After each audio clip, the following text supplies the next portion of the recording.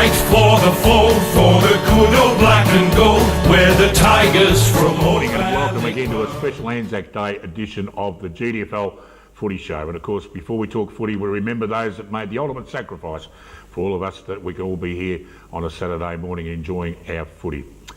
Last weekend we saw a great round of matches, and the Belpost Hill Panthers in the 94.7 match of the day, which it wasn't, but I'll get round to that one shortly, folks. I'm a bit swayed this morning because no one's turned up, so we're just trying to ad-lib a little bit here. But Belpost Hill, they were too good for the East Geelong Eagles, with Reece Burke and Noel Page booting 3 goals for the Belpost Hill Panthers. They're on their way well and truly for a good 2015 season.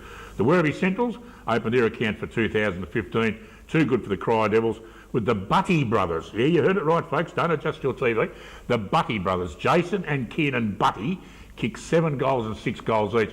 And if Grubby happens to turn up this morning, we'll have to find out what the big Butty dynasty is doing up at the Werribee Centrals Footy Club. North Geelong Magpies, absolutely too classy for the Geelong West Cheetahs, with Tom Matheson once again in the goal kicking, the great recruit from the Bell Park Footy Club. Tommy Matheson kicking 5 goals, the big fella. Great contribution indeed. The Bannockburn Tigers, well, they deflated Aniki's bubble. Of course, they started so well in round 1 and they went down to a big thrashing with, well, Alex Tigani, we'll introduce him in a minute, but Alex on last week's show tipped that Tom Mullane Grant would kick 6 goals for the Bannockburn Tigers. Unfortunately, he did. So I hate to say the little fella was dead right again. And the Thompson Footy Club opened their account for 2015. Too good for the Winchelsea Blues. Jackson McLeod, part of that McLeod dynasty, kicking 6 goals for the absolute Tommy Tigers. A great job indeed. And the 94.7 match of the day, the Inverleigh Hawks. Much too good for the Belmont Lions in the end, but gee, a great effort by the Belmont Lions, although the GDFL site on Saturday afternoon told us that Belmont Lions had won, so we're a little bit confused about that at the time, but they were too good, with Jack Filet from the Inverleigh Hawks, best on the ground for the Inverleigh Hawks. Michael Lima, once again, the Belmont Lions goal-kicking sensation, kicking 4, and of course he's still leading the goal-kicking as we speak. Hello, I'm Dick Philpott. And once again, I try to assemble some of the biggest names and brains in country football to eradicate, adjudicate, communicate, definitely not procrastinate. Now, we'll have a look at the chair beside me, and the mayor's missing. I don't know what happened to him. Have a look at that, folks. A missing mayor. We reckon he might be marching somewhere for the Anzac Day Parade. Still reckons he's got the mayoral responsibilities at the greater city of Geelong, but I'm sure he'll turn up shortly.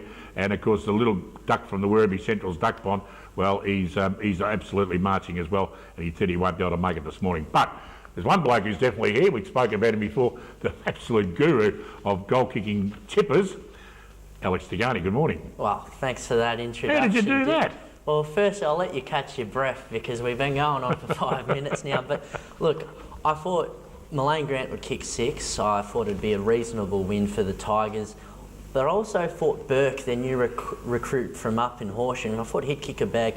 He didn't register 1 goal, so there might have been an injury earlier in that game. We'll discuss that later in the show.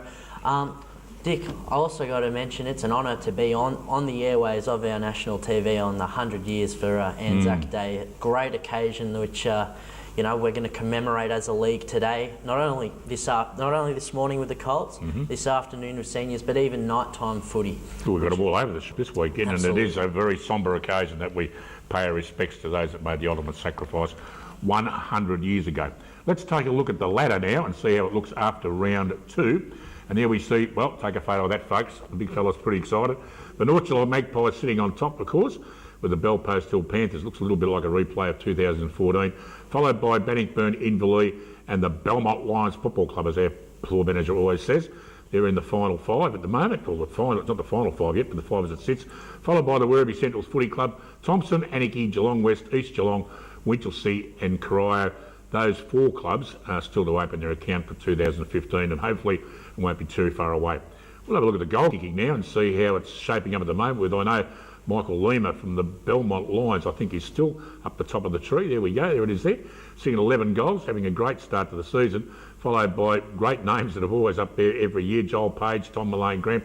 And there's those Butty brothers again, Kieran Butty from Werribee Centrals with Tommy Matheson, the recruit for the North Geelong Magpies, followed by Jason Butty, 7 and 6, those 2 blokes, Reece Burke, Jackson McLeod, of course we always speak highly of the McLeod dynasty, followed by Robert Murphy, Tyron Monty Bruno, the great Werribee Centrals champion, Ryan Gerard and Luke Gavin from Bannockburn. So we'll keep an eye on the goal kicking throughout the season, and No, yeah, Alex, what do you think about all that, mate? Well, just a quick one with the numbers. You look at Lima after 2 rounds on 11 goals. He keeps up this rate. That's 99 goals entering the final. So, wait a sec. Hang on, Dick. All right, stats aside, what's going on over here? Oh, you wouldn't believe it. Sit down and just... You wouldn't believe it.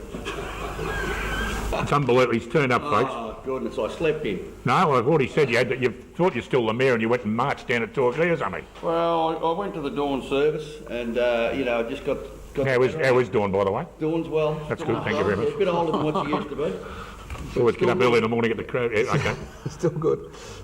Sorry about that, viewers. That's all right, Mitch. These things happen. No, it's all right. It's early on a Saturday morning. The weather's not real flash, but that's okay. Ah, well. And what do you take on some of the matches last week? Tommy Tigers opened their account very well. Yeah, they did. They played well, probably for 2 quarters. 2.5 quarters, I suppose. Their third quarter was abysmal with the win, but look, Winch are struggling. There's no doubt about that. We'll get a better indication as to how Thompson are going this week when they play Eastern Suburbs. So, it was all right.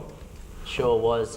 Tomo Tigers, they got the win. We've got Mitch, as we were just saying before, 4 teams that are undefeated, 4 teams yet to win and 4 in the middle. So, like you said last week, there's no doubt this competition is in good stead for the next couple of months. Yeah, there's no doubt about that. It's, everyone's 2 games off the top of the ladder, aren't they, to be quite truthful, and some are 1. We were just saying before, Belpo's still in North Geelong are the standouts again at the moment. I wouldn't say that, Dick. Oh, well, they haven't done too bad to start with. Oh, well, Inverleigh have done pretty well. Oh, so I said, done all right, didn't they? Yeah, okay, fair enough. I'll start on tablecloth jokes in a minute if you're going to be nasty about it. No, it was all good to see a couple of sides. Still a couple of sides haven't opened their account. I think Coria are a little bit of a worry at this stage. I think they've got a lot of problems out there. West were pretty abysmal against the North Geelong Magpies last week. Bit of work to be done there, but these clubs will pick up, we hope. We don't want it to see a one-sided competition like the Ballerine's got at the moment, particularly with Newcombe Power, so hopefully things will look better for some of those clubs as the season progresses. Yeah, there's no doubt the strength is in the evenness of the competition, any competition, and certainly you don't want to see it don't want to see 4 teams at the top, 4 teams in the middle and 4 teams at the bottom. No. You need to be competitive all the way through. Absolutely. And, you shouldn't be able to pencil too many wins. I understand that Belpo's, Till and probably North Geelong are the standouts, but you've got Inverleigh and Belmont Lions pushing them, I suppose, and then you've got a tier probably with Thompson, Bannockburn and East Geelong, and hopefully, it all evens up in the end. Very good. All right, we're going to take a short break. When we come back, we'll have the Colts segment and a little bit of footage from last week's game. Back after this. We come together, the best from all the league, to show them how to play and form a mighty team. The pride of our region with all our favourite sons.